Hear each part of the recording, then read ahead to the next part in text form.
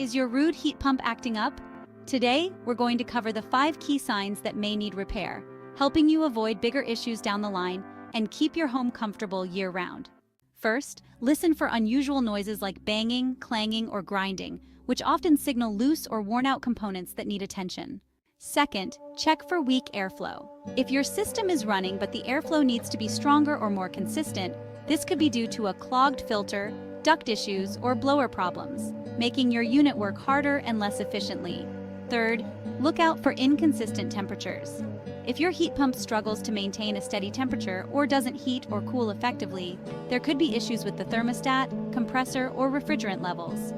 Fourth, monitor your energy bills. A sudden increase in energy usage might indicate that your unit is overworking due to internal problems like dirty coils or low refrigerant. Finally, frequent cycling, when your heat pump turns on and off more often than usual, can indicate electrical issues, a faulty thermostat, or an improperly sized system, which puts unnecessary strain on the unit. If you notice any of these signs, it's a good idea to call a professional for an inspection and repairs. Regular maintenance will help extend the life of your Ruud heat pump and keep it running efficiently all year round.